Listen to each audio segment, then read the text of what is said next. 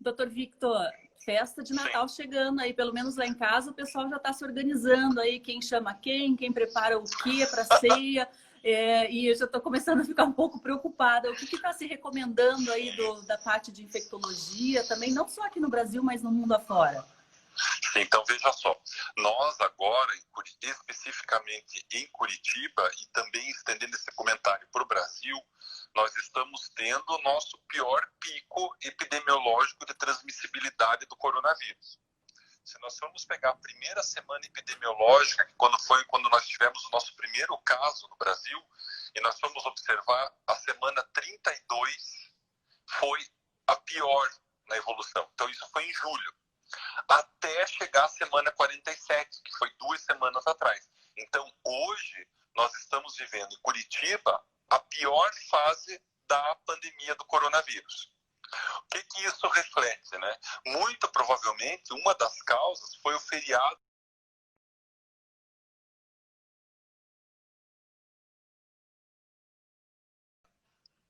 A previsão pós-Natal é pior. Se as medidas de controle epidemiológico, de afastamento, de isolamento, elas não se mantiverem. Então, o que a gente orienta, né? Na medida do possível, a gente gostaria que as pessoas não fizessem festas de confraternização, porque com certeza vai refletir isso mais para frente. Doutor, e tem assim, festa com as pessoas que já têm convivido ao longo do ano, ali do mesmo núcleo familiar, isso daí seria mais tranquilo daí a gente fazer?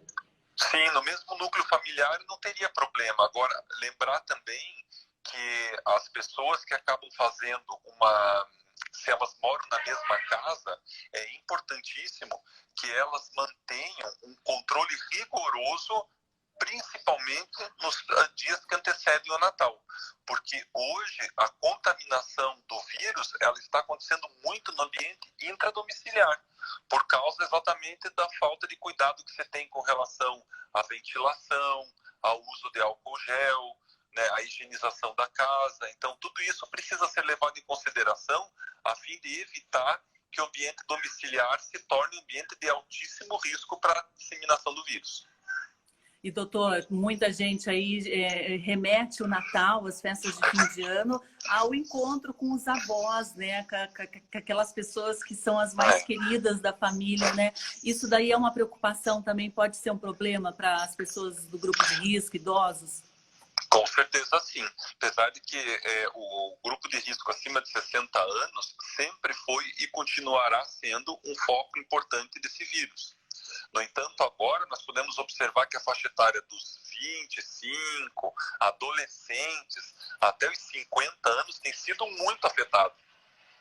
Recentemente nós tivemos aí noticiado na imprensa 2 colegas médicos que faleceram e tinham menos de 60 anos. Então é um cuidado que se precisa ter. A gente sabe que Natal é uma época de confraternização, a gente entende que as pessoas estão no limite, muitas vezes, de seguir à risca as orientações epidemiológicas, mas isso se faz necessário a fim de evitar que a gente possa ter um quadro ainda pior do que é o que a gente já está tendo hoje aqui na nossa cidade.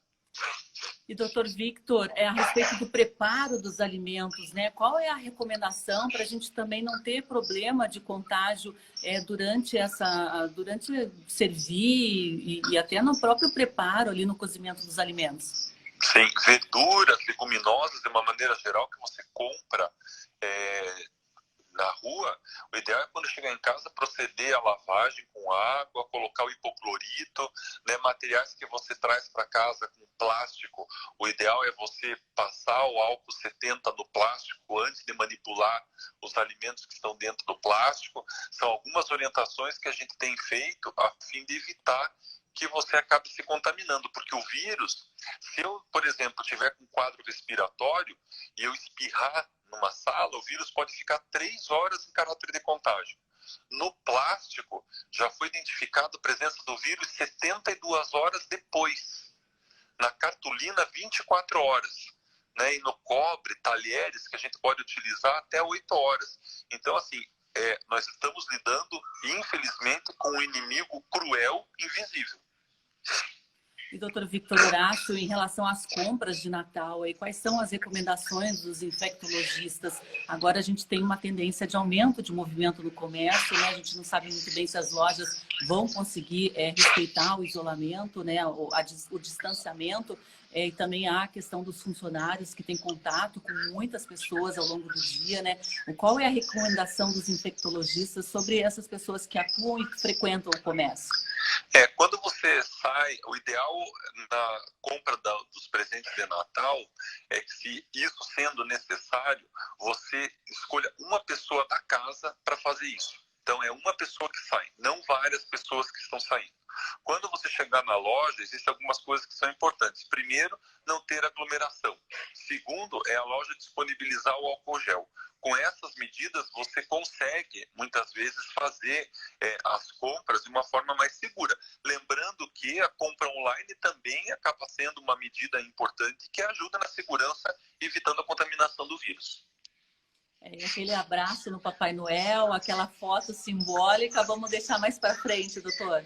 Vamos deixar. Inclusive, eu quero fazer um alerta para as pessoas, porque a gente escuta muito as pessoas comentarem de uma maneira geral: mas eu já tive coronavírus, não vou pegar de novo. Pega de novo. A gente sabe que o anticorpo de proteção, ele pode durar de 2 a 6 semanas e depois você perde. Então, com isso, você pode sim ter a infecção novamente. Então, o fato de você ter pegado uma vez não significa que você está imune para sempre. O uso da máscara é fundamental. O correto uso da máscara também. Então, agora, depois que Curitiba mudou para a bandeira laranja, está mais infrequente você ver as pessoas sem máscara na rua, que era uma situação que a gente vivenciava muito há 2 semanas atrás. Realmente, a máscara e o álcool gel têm contido bastante a disseminação do vírus, provaram já a sua importância. Agora, para o Réveillon, doutor, aí a gente ir para uma prainha bem movimentada, né? Mesmo em lugar aberto, qual é a recomendação? O que você... Infelizmente, este ano tem que ficar para a nossa história, né? Criando um novo normal, né? Não é possível a gente pegar e participar de aglomerações. Aglomerou, o vírus disseminou. Se você ama o teu próximo, né? O teu avô, a tua avó, o teu pai, respeite o distanciamento, respeite o isolamento. É visando a tua saúde e a saúde deles também. E é muito fácil pegar essa doença, doutor? Extremamente fácil. Olha, se você observar, a gente pode ter pessoas que não têm sintoma e estão com o vírus, e estão contaminando. Então, quando a gente tem pandemia, a situação que mais me chama a atenção é o fato de você ter uma quantidade grande de pessoas assintomáticas que estão circulando pela população, transmitindo a doença. Então, isso faz com que o vírus se dissemine numa velocidade e numa quantidade extremamente preocupante, né? E o que nos preocupa mais é o fato de que pessoas vão adquirir esse vírus, vão precisar de atendimento médico, algumas precisando de unidade de terapia intensiva, e nós não temos uma quantidade suficiente de leitos para poder dar conta da demanda que está nos procurando. Até a demanda de leitos, poderia ser muito fácil falar assim: vamos abrir mais leitos de UTI, vamos abrir mais leitos aqui, mais leitos lá. O problema é que é um fator que as pessoas também estão esquecendo, que os profissionais da área da saúde estão se contaminando. E para você colocar um médico, uma enfermeira, um fisioterapeuta para trabalhar em unidade de terapia intensiva, isso requer uma formação. Então, não é qualquer médico, não é qualquer enfermeiro, não é qualquer fisioterapeuta que vai poder estar do teu lado numa unidade de terapia intensiva. Então, a gente tem esse cuidado no sentido de que não é simplesmente abrir leitos, é ter mão de obra ao redor para poder dar o correto atendimento.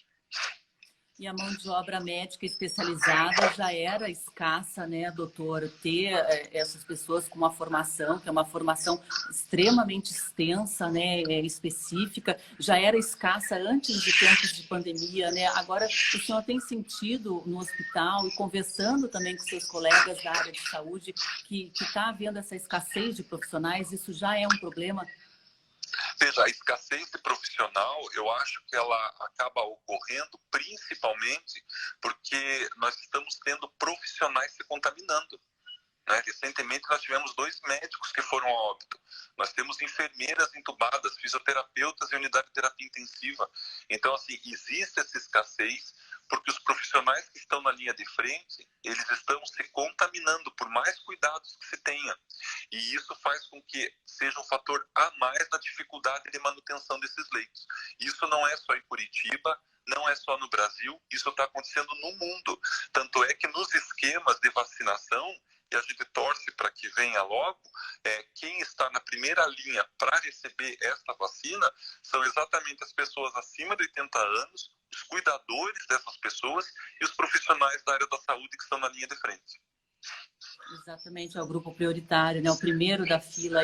Agora, doutora, a gente acompanha aqui, até porque a gente cobre muito a área ambiental, né? O aumento da geração de lixo nesse período de festas de fim de ano, né? A gente comentou aí o cuidado com o manuseio de alimentos, né? Mas que cuidado a gente tem que ter também com o nosso lixo, justamente porque ele sai da nossa casa e pode haver um contágio dentro da nossa casa e a gente pode levar isso para a rua por meio do lixo também, né? O que o senhor recomenda para a gente lidar aí com esse lixo, não só nas festas de fim de ano, claro que o problema aumenta, mas ao longo de todo o período?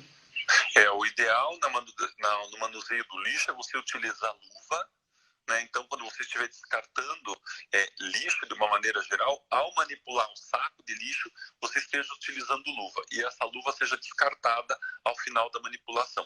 Com isso, você evita a contaminação também. É bem importante essa pergunta porque as mãos acabam sendo o principal foco de transmissibilidade da doença. Então, você protegê-la na hora de mexer com esse tipo de material, você higienizá-la, né, lavá-la, isso faz com que você diminua o risco do seu contágio e a transmissão do vírus também. Até porque eu andei acompanhando pela imprensa algumas notícias que já identificaram aumento de contaminação entre os catadores, o pessoal que trabalha na limpeza pública, né? E acho que precisa de um cuidado muito grande também com aquele lixo de banheiro, né, doutora? Aquilo Sim, e olha, até um dado bem importante agora que você levantou. As pesquisas, elas têm mostrado que o vírus, ele tem persistido por mais tempo no sentido de eliminação, mais do que na via respiratória, exatamente nas fezes. Então, assim, o banheiro, ele é um local que tem que ser muito bem higienizado, né? A gente orienta aí o uso do álcool, o uso do hipoclorito, para que você não torne o banheiro, por exemplo, um local de transmissibilidade. A gente ainda não tem relato de transmissibilidade do vírus por transmissão fecal-oral, mas as pesquisas já mostraram que nas fezes você tem ele sendo eliminado por mais tempo inclusive do que secreção por via respiratória numa pessoa contaminada. Isso é muito importante, né, doutor? Então, a ceia de Natal, existe até um manual mundial aí, né, que está sendo divulgado com orientações, né? Se a gente fosse para resumir aí agora essas festas de fim de ano, os cuidados básicos, essenciais, doutor? Olha, o que a gente pode orientar para os pacientes é que, caso a gente não estou aqui orientando você fazer aglomeração no Natal, mas se você tiver condições de ficar 14 dias de quarentena que antecedam esse Natal e você realize um RT-PCR 48 horas antes do encontro e ele venha negativo, isso seria uma possibilidade de você ter uma confraternização com as pessoas mais próximas de você. Mas a gente sabe que não é uma situação fácil, porque você ficar 14 dias em reclusão, para quem já está mais de 8, 9 meses em casa, não é fácil. Então, assim, é uma medida teórica, né, que na prática a gente entende a dificuldade de ser mantida. Exatamente, né, doutor? Qualquer cuidado não é suficiente neste momento, né? A gente tem visto aí o agravamento da situação da superlotação das UTIs, dos hospitais, né? Então, o momento é crítico. A gente está enfrentando aí uma situação bem complexa da pandemia, um momento que as pessoas, as famílias costumam se aglomerar, né? Então, o doutor Victor Horácio trouxe recomendações aí, né? Doutor, agradeço muito a sua participação. O senhor está bem de saúde? Está tudo certinho? Sim. Já, eu, graças a Deus, estou bem. Eu tenho atendido os pacientes com coronavírus, não só no hospital, no consultório, né? E graças às medidas de proteção que a gente mantém tanto no consultório, como no hospital, como na rotina do dia a dia, não me contaminei ainda. Então, mostrando que o fato de você tomar cuidado com essas orientações, hoje é a principal vacina que nós temos. Até chegar uma vacina, as orientações são etiqueta da tosse, o uso do álcool gel e higienização das mãos, o uso da máscara, o isolamento social e o distanciamento individual. Excelente, doutor. Muito obrigada. Agradeço muito aí a sua participação. Peço desculpas aí pelo nosso problema técnico. Imagine, sempre um prazer participar do programa de vocês. Até mais. Um ótimo trabalho a todos da equipe do Hospital Pequeno Príncipe. Tchau, tchau.